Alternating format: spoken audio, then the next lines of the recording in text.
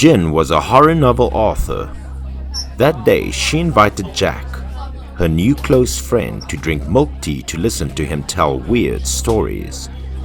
Jack's village was inherently a secluded place and famous for its spiritual stories.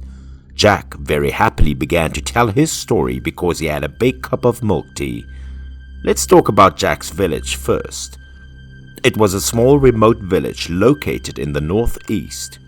This place was where Jack used to live all his childhood. The story began with a small quarrel between two women, Hanjin and Pin Lu. The girl with short hair, a fierce face, was Pin Lu. She believed that Hanjin deliberately seduced many men in the area while her husband was away on business. But Hanjin denied it. She said that Pin Lu was deliberately playing bad things to dishonor her.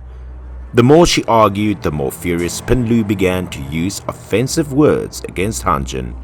Seeing that, Hanjin's family also advised her to go back, not to pay attention to Pin Lu's words, because arguing in the street only made them embarrassed. Hearing the advice of her family, Hanjin quickly returned home. But before leaving, Hanjin cursed that Pin Lu would have to rot her face and die. However, Pin Lu did not care about that. For some reason, Pin Lu slept very soundly that night and didn't wake up until noon the next day. She also wondered why her husband did not wake her up. Everything in the house was quiet. She walked out the door and didn't see any movement. Very confused, so she decided to open the door and go out to see how it was outside. As soon as she opened the door, a certain liquid stirred from above, causing her to panic. Pin Lu immediately had to scream out of panic. A dead chicken, its head severed and blood pouring from it, was hanging in front of Pin Lu's house. The chicken's head, lying in the middle of the blood pool, was placed in the middle of the door. The scene was so scary. However, after regaining her composure, Pin Lu, who had a hot temper, immediately thought that it was because Hanjin was playing tricks, so she started to stand in front of the house and howled. But as soon as she spoke, her husband ran up to her from the beginning and stopped her. He told her to be quiet and go into the house. Pin Lu, of course, refused. She insisted on going to Hanjin's house to ask for clarification.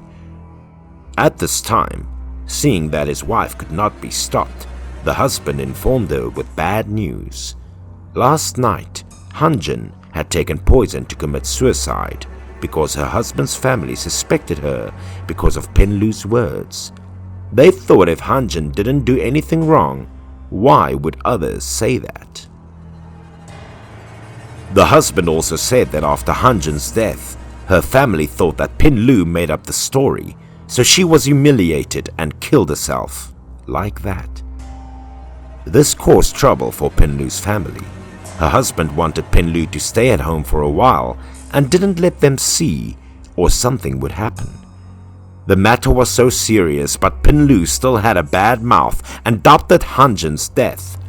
She assumed that Hanjin was making excuses to make things go smoothly, and if Hanjin was really dead, it had nothing to do with her. The husband also had no way with his wife, urging her to go back inside to smooth things out. If Hanjin's family saw her, they'd probably beat her to death. But in the middle of the night, when her husband was fast asleep, Pin Lu sneaked out. She wanted to see with her own eyes that Hanjin was dead. She went to Hanjin's front door and saw her family members wearing mourning and standing at the door. Still not satisfied, she turned around to the back of the house and saw a large rock placed next to the wall, as if calling her to climb. Without hesitation, she climbed up to look inside. After struggling for a long time, she managed to climb to the top. But it was not known whether by coincidence or instigation, but the place she climbed up at the same time was the place where Hanjin's coffin and body were located. Due to suicide by drinking pesticides, Hanjin's face turned black like smoke, looking very unsightly. Hanjin's body, lying still in the coffin, suddenly moved, her eyes wide and bloodshot, looking at Pinlu with hatred. Scared, Pinlu panicked and fell backward, falling off the big rock. She didn't know where her face had hit, but there was a long cut on her cheek that looked like it was painful. But she didn't have time to care about that. She was scared, so she quickly returned to her home. But even in the days that followed, she could not sleep well. Nightmares kept coming to torment her. She always felt Hanjin's eyes staring at her. That made her startle awake and scream in panic, causing her husband to panic and wake up as well. She was sweating profusely now, and her face was full of fear. The wound on her face began to bleed again, drenching her entire face. That made the husband extremely worried because at first the wound was just a shallow wound which stopped the bleeding and healed. He didn't understand why now it was cracked and seemed heavier. But because she thought it was just a small wound, Pinlu also bandaged it up and resumed normal activities. But it was not over yet. In the days that followed, even during the day, Pinlu had to live in fear, because she always felt that Hanjin was watching her from afar. Hanjin's figure kept appearing before her eyes. Sometimes Hanjin hovered and looked at her over the fence wall with an angry expression, as if she wanted to eat Pinlu alive. Panicked, Pinlu threw away the bundle of clothes she was crocheting and ran into the house to hide. That night, Pinlu could not sleep, tossing and turning because of fear. She glanced around to see if Hanjin would appear again. But the strange thing was that the wound on her face became more and more itchy and uncomfortable. She unconsciously scratched the wound with her hand, causing her wound to bleed again, drenching the bandage and soaking it all out.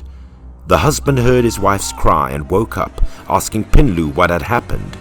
She cried and panicked and told her husband that her wound was suddenly so itchy that she couldn't stand it anymore. Seeing that his wife was uncomfortable, the husband also helped her remove the bandage to see the wound inside. But as soon as he saw it, her husband panicked. Pinlu's face was disfigured. The wound from the beginning had now begun to seriously ulcerate and rot. Every patch of skin on her cheek was rotting to the point of falling apart. The flesh inside could be seen and even emitting a very foul stench. From that day on, she started going crazy, always saying she saw Hanjin looking at her or attacking her, to the point that her family had to lock her in a warehouse because when she went crazy, she would run around screaming and attack others. She also repeatedly knelt begging Hanjin to spare her life, even though in front of her was devoid of any figure. Everyone assumed that she was crazy, so she was paranoid. One day, her husband brought rice as usual when he found out that she had committed suicide by drinking pesticide. Even her husband didn't know where she ended up getting the potion, but he was sure it was Hanjin's doing. Because before Pinlu died, the husband saw Hanjin, but at that time he thought it was because he was dizzy. That night, the husband was sitting in the house because he was sad, so he drank alone. He then heard his wife's screams coming from the warehouse.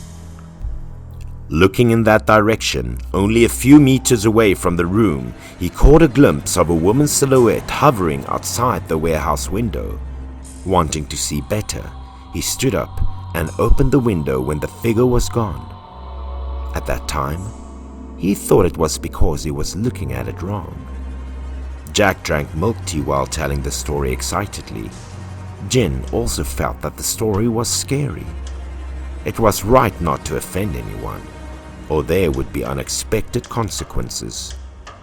Jack said he still had a lot of good stories, so he would slowly tell Jin later.